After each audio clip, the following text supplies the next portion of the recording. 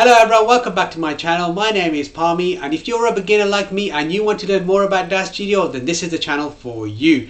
Now in today's video we're going to be creating our very own bokeh effects and saving our bokeh effects as a template which we could use in our scenes again and again. So let's get into it right now. So welcome to this tutorial in Daz Studio regarding how to create bokeh effects inside Daz Studio.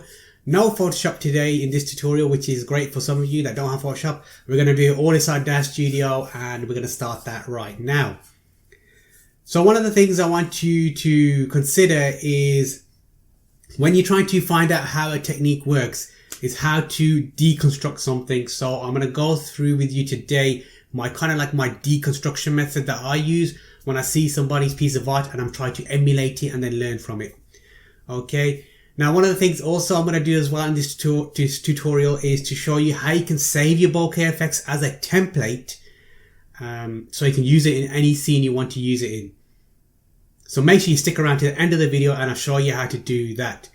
So let's have a look at what bokeh effects are first for those of you that don't know. So in the Daz 3D store, you'll find that when you go to buy something, you'll see products like this, and then you'll see these lovely effects here. So these are the bokeh effects here, these kind of circular objects here, and then you've got different variations of them. So these are the bokeh effects and everybody seems to use them and they look very fancy. Whoever created them did a great job, whoever created them, because everybody wants to use them in their artwork now, and obviously you can use it in photography as well. So let's take this for example, and we're going to deconstruct this image here, and I'll show you how I deconstruct the image, and then we're going to create our bokeh effects. So first of all, what I do is I normally look at the image like this and say, okay, let's have a look at the image right now in terms of, so these are the bokeh effects. So I know I need to create something circular like this. Okay. So these are the bokeh effects, and then you need to see, okay, how is this model placed? So the model is like thigh up or from the knee up. Okay, could do that, no problem. And then we need to look at the colors. So what colors are they using? So the colors are, they're using a background that's dark, and they're using bokeh effects, or the lights that are the opposite of dark, which is bright. So they got contrast basically. So this is what they've got contrast. So I need to have a dark background and I need to have lights that are the opposite of dark, which is white in this case. So they've got grey and then they've got white, and then they've got like opacity of the different effects which we can create as well. So obviously it doesn't need to be grey and white. It could be complementary colors, or it could be colors that are complementary colors, like you have say a blue background and you have like yellow lights here. So you need to have something with contrast basically. That's how it works. Right, so we're going to try and emulate this. So let's go back to Daz Studio and try and emulate it. So I've got my figure here already, and as you can see, I've done it from the knee up. So the knee up here up to the head here. Left a little bit of room at the top here. Right, so let's go to check my camera settings now. So I'm going to go to my camera settings, going to go to parameters and then camera here. So let's have a look at the camera settings. So as you'll see, the focal length I set it to 85 millimeters. Now the default's normally 65. The reason why I set it to 85 is because 85 is great for portraits. So if you're doing a portrait, use 85 millimeters. And if you're doing like here, we're doing from the knee up or the thigh up, for example, 85 millimeters is great for that. Okay, otherwise you can use 65, that's fine as well, but ideally use 85. Now to get the bokeh effects, as you can see here, you can see it's blurry in the background. We need to have DOF, we need to have depth of field. Okay, so let's go back to Daz Studio. So depth of field here is turned on. So let me just go to the perspective camera and then you can see what it looks like. So make sure you have your original camera selected in the scene, otherwise you won't see any effects, the actual DOF, depth of field kind of effects. So let's click on here. So you can see the actual lines here that shows you where the depth of field is being placed. So let's turn this perspective here around so we can see. So we've got the focal distance here. If I move the focal distance parameter slider here, it will move the actual depth of field kind of windows. This here. These are the windows. Okay. This is the depth of field. So inside here is where it will be all like clear and everything, and anything outside there will be blurry. Okay. And this crosshair here, this green and red crosshair, I want to put this as close to the eyes as possible. So you want it in line with the eyes. So I'm going to move this across now, trying to align it as best as I can. Obviously the model will come in the way, the figure will come in the way, but I'll do my best to put it in place. So it's somewhere around here. Now the f-stop is the kind of distance between these two areas. So at the moment, the actual default is 22, which I'll do that now. And you can see the f-stop's gone bigger, which means that the depth of field this is the default setting. The depth of field has gotten bigger here, so it'll be less blurry here at the back and the front, and this will be more clearer. I'm just going to just move that now to the middle there roughly. Okay, so let's see what that looks like. So I'm going to leave it at 22. We're going to come back and actually change that. So let's go back to the camera and do an IRA preview. Just wait for that to kick in. There we go. So there's our figure there, and the depth of view is there. Depth of field, sorry, is there, and everything's in focus. Okay. Let's just get our texture mode. So what we need to do now is create our actual bokeh effects. So how do we create these lovely circular ones here? So the best way to do it is to create a primitive. So we go to create, new primitive, and we want a sphere because it's round. We want a sphere. World center, yeah, as long as world center, that's great. Y positive, that's fine. Now the diameter, have it as 1 meter because I'm going to show you a really cool way. The reason why I use 1 meter is because when we rescale it down, I'll show you why I've done 1 meter. But at the moment, make sure you have 1 meter as your diameter. Segments and sides 50-50 because I want it to be as round as possible, but I don't want it to be like super round, like where there's too many, where it's the mesh is too much. Basically 50 is a pretty good number, so 50-50. You can experiment with 100 if you want to, but I think 50 is enough for this. It's great for this. So except for that, and there you can see that our big ball there, our big sphere right at the bottom there. So the next thing I need to do with the sphere is to make it emissive because I want it to glow.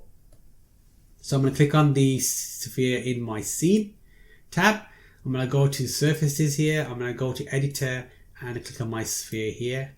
Then I'm going to go to presets here.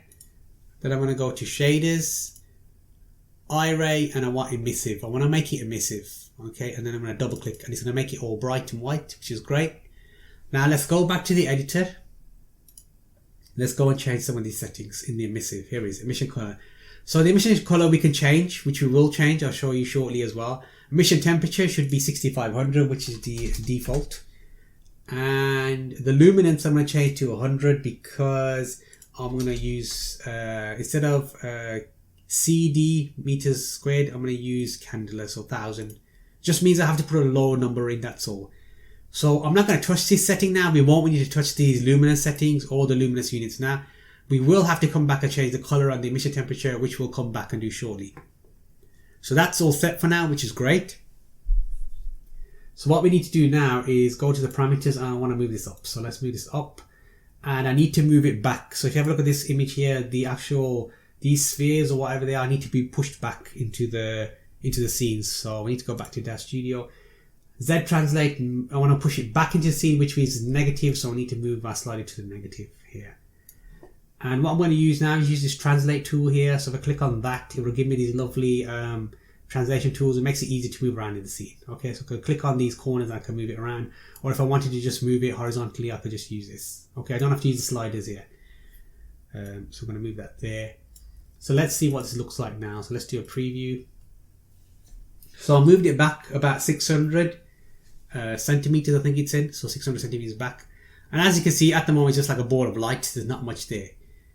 So there are two ways to get the bokeh effects. The first way is to move this object as far as back as possible. So that could be moving it back to like minus like 1000. You know, it might be even minus 2000. You have to keep moving it further back. Okay, so there's two things that affect the bokeh effects. The first thing is the translation, the Z translation, the further back you move it. And the second is the DOF. So if we go back to the camera here, we go back to our f-stop. Our f-stop was 22, remember? So if I go back to the perspective, so this bit here is to make this sharper. So meaning make it smaller. So if I made this 5, for instance, you're going to see this gets very sharp. And you'll see that some things are going to be out of focus now. Her face will be out of focus. So if I go to my camera, and you'll see the bokeh effect here. There's our bokeh effect now. Now, obviously there's a pro and con to this. The sharper you make the f-stop, the lower you do, the more your figure will be out of focus. You can see this bit start to get out of focus. That's getting out of focus. And some other sections are getting out of focus.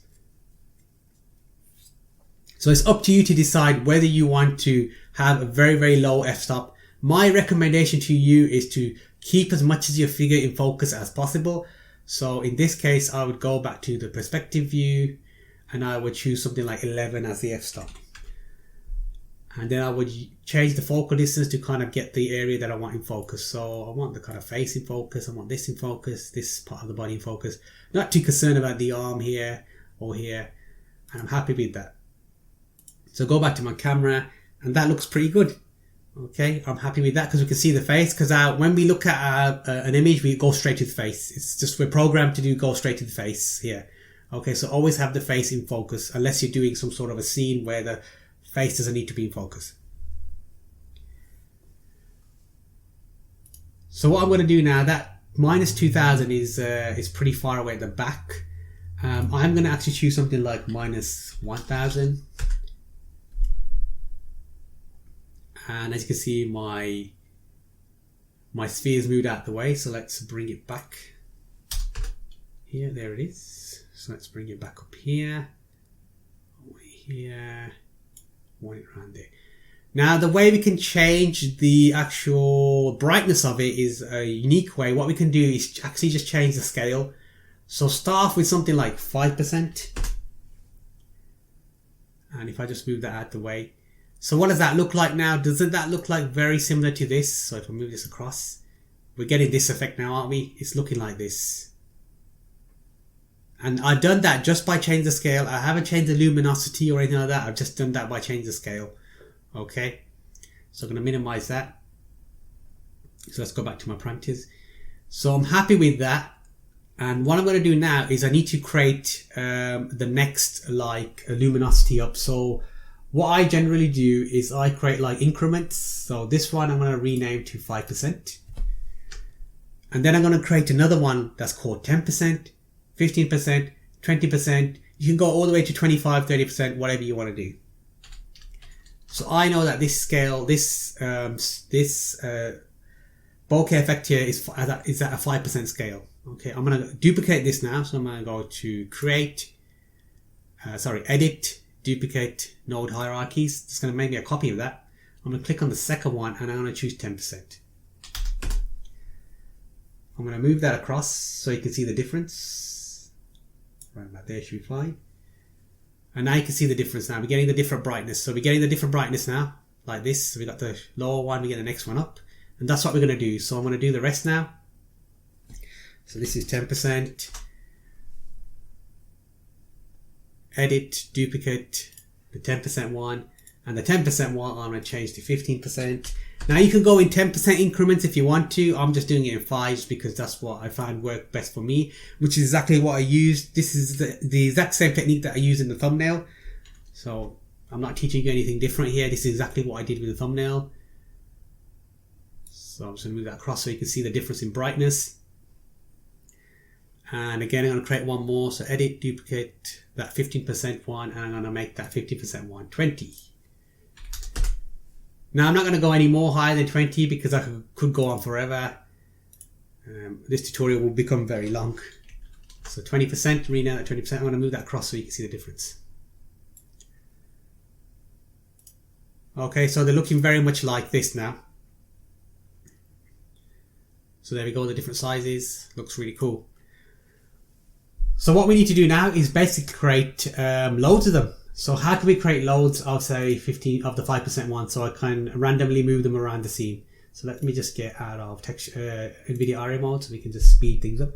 So how can I move these around the scene? We could go to edit, duplicate, and doing that. That's going to take forever. And it's going to take memory up as well in your scene, although it won't take that much memory because it's very small. The object's not very high quality, so to speak. And it doesn't need to be high quality. Our bokeh effects don't need to be high quality.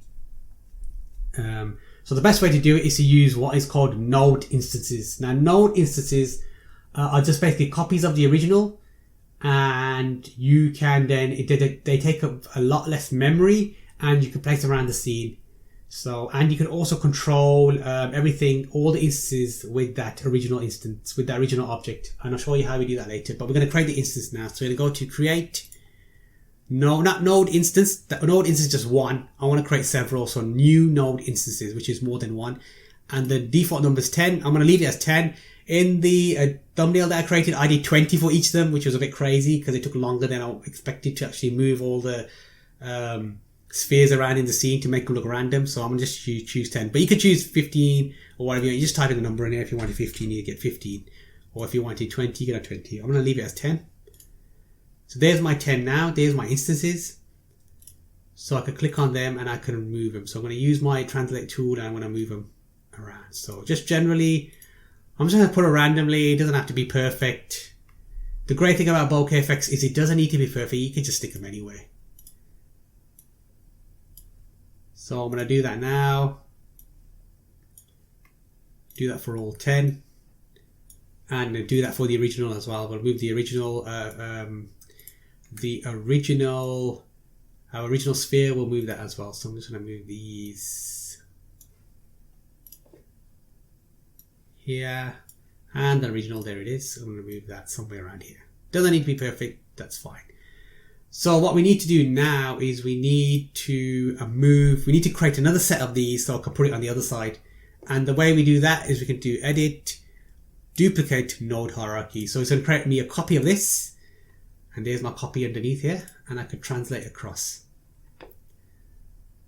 And I can move it up and down if I want to. And that saved me from doing more copies. So there you go. That's fine where it is. Happy with that. It doesn't need to be perfect. Like I said, it can just be wherever it is. So now I'm going to do the same for 10%, 50%, 20%. So what I'm going to do is I'm going to speed up the video now so you don't have to see me do all of that. And then I will unsped the video. I will stop speeding the video, or I'll stop the speeding video, and then we can carry on the tutorial from there.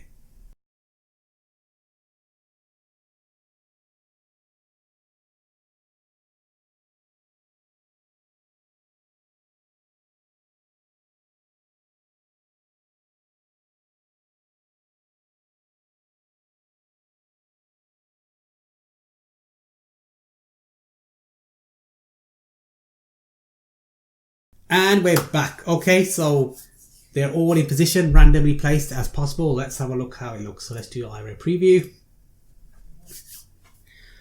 Let's have a look and then compare with our deconstruction of that. So how do you think it looks? Let's have a look here. So there we go. That's how they look. Pretty good. I think that looks pretty good. Now we're going to obviously make ours look way better than this. I'm going to show you how. So that's pretty good. We've got our different opacity, so to speak, and we got everything. One thing I did need to do, which I forgot to mention, was the environment. Now our background, I need to change the actual environment. So if we go to the environment here and we go to our background, it's already one here, but normally your background will look like this. None. It'll be like grey. So you need to go to environment tab, you need to go to the backdrop, and you need to choose a backdrop that's lower. So there's two things you can do here. You can obviously use one from the palette here. The palette here, you can pick whatever you want, or you can bring in one that you've done. So I can go to browse, and if I go to my desktop, there's a few here that I've done. Background 3 I think was the best of the bunch. So if I change this to white, you'll see the original color here.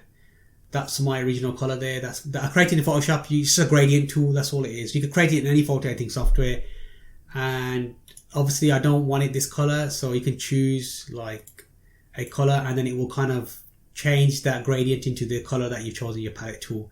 So we'll leave it as this. Looks pretty cool. So this looks great and all. So how can we improve it? So let's go through some really cool functions and things we can do. So let's go back to our camera. Let's go back to our blades. Now blades, let me just turn it back to 0. Now with the blades, you can choose what the bokeh effects look like. So at the moment 0, which means it's a circle. Now if I chose 3, it's going to give me a triangle effect. Okay, there's my triangle effect, correct? Because I want 3 blades, so 3-sided. If I did 5, it'll give me a pentagon. Okay, and if I did 6, it'll give me a hexagon. Okay, so you can keep going up and up. You can go up to, all the way up till like 12, but there'll be a point where you can't see the edges anymore because of the bokeh effects, because the DOF. It won't matter if I went to like 17. You just won't see anything. It'll just look like circular basically. because there's too many, because of the DOF, and you can't see the edges basically. So the aperture blade rotation, let me put it back to 5 because I like the pentagon. If I did, you can change the rotation of the blades. So at the moment these are pointing in like this kind of direction. If I did 90 degrees, it will point in the 90 degree direction, which is straight up. And you can see all of them are pointing straight up now. You can see the point here, the tip is pointing up. So that's what you can do. You can play around with things like that. I'm going to leave it as pentagon because I like the pentagon. Now another thing we can do is the lens. So the lens radial bias is 0.5, the original. So if I change to something like 1, you can see everything starts to look different. You can see like the internal glow's gotten bigger. You can see it started to glow in the middle, and the outside's gotten a bit more hazy, so to speak. Okay, so this is very similar to like a bloom effect, using the bloom in filtering, but I'm gonna go through the bloom filter effect, how we can make these a lot more better. So that's radial bias. If it went to something like 0.3, you can see it started to change. Where the opposite's happening now, where the inside's kind of getting opaque, and then the outside, you can just start to see the outside. Okay, we can go even more crazy, and we can do negative numbers, so 0.5, and you get this crazy effect here like squares. Okay, so you can play around with these lens radial bias, see what effect stands out to you. You can really go crazy with these values. So I'm going to put that back to the default. Happy with that. So now you're thinking, okay, so what was the point of creating it like this, creating a bokeh effects like this? Let's go through the points. So what I can do now, because I've created individual ones, 5%, 10%, 50%, 20%, I can change the colors of these now. So I can go to the original object 5%, I can go to my surfaces tab, I can go to my editor and click on my 5%, and I can change the individual colors of the 5% of the ones that are set to 5%, the instances for the 5%. So say for example I wanted blue. All those are going to change now to blue. Probably not the best color. Let's probably choose something a bit brighter. Let's choose red. Okay, so all those are red now. So with my 10% now, let's say if I wanted to choose another color, let's say if I wanted yellow. So all my 10% are now yellow. And my 15%, I want it green. Bright green, super bright green. Let's choose something like this. Super bright green. Let's choose something like that. I think this is super bright green, yeah.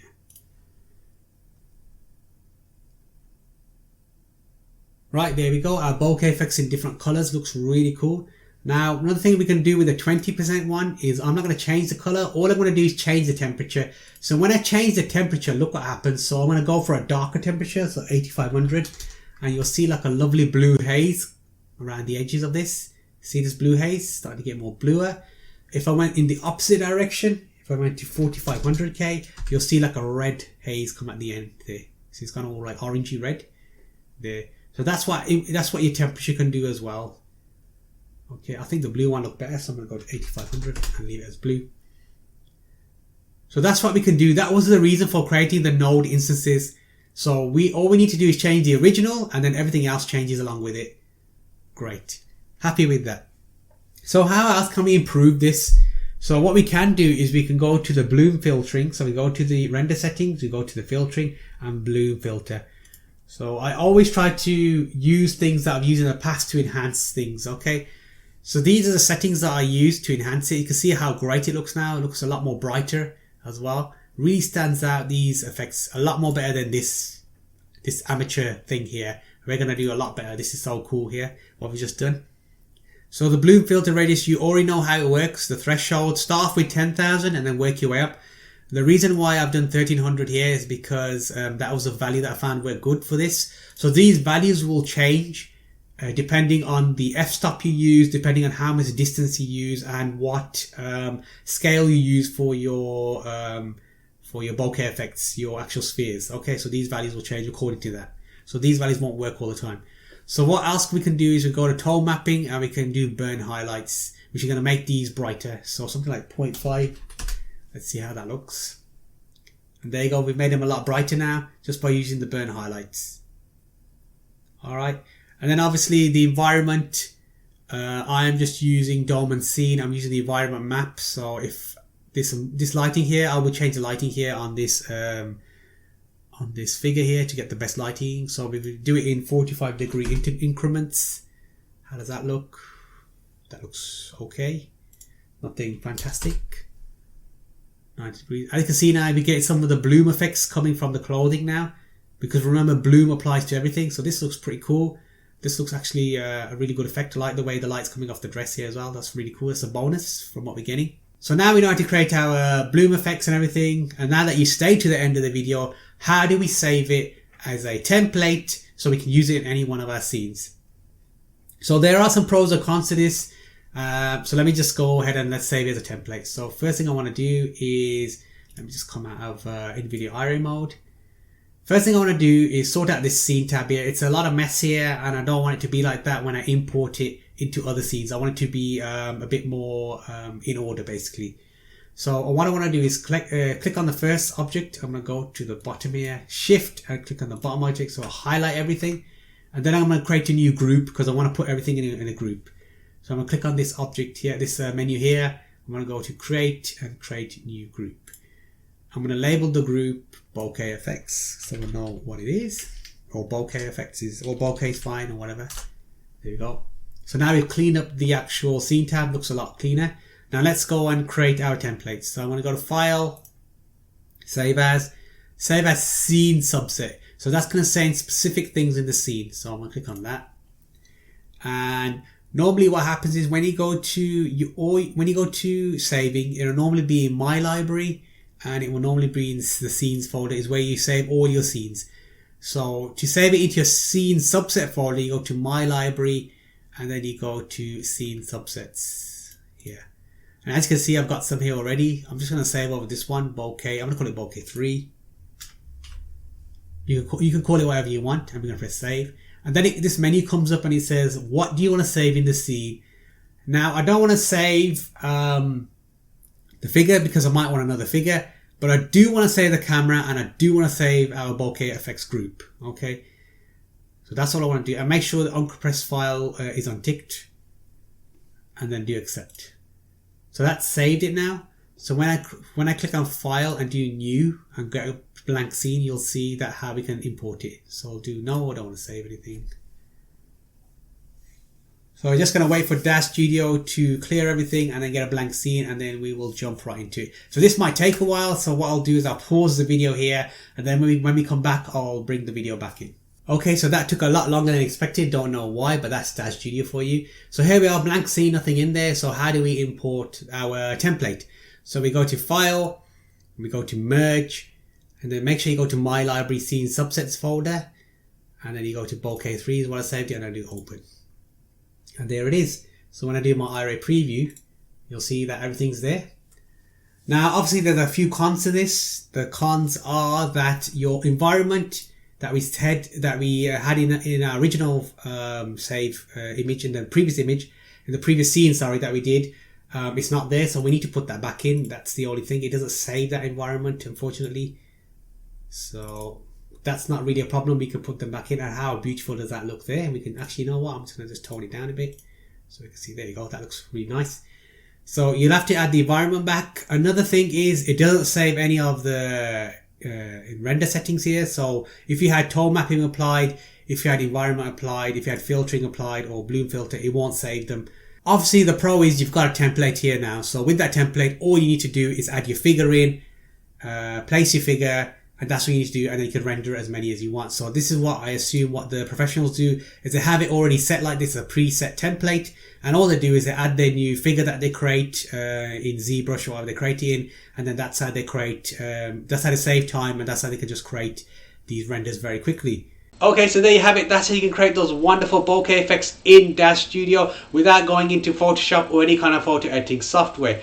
You now also know how to save it as a template as well, so now you can use them in your scenes again and again, much like a pro would do in Daz Studio. Now for those of you who are beginners and are still struggling with your lighting, I highly recommend you download my lighting guide. Loads of features there, jam-packed 17-page guide there to help you with your lighting woes. So link in the description down below for that as well.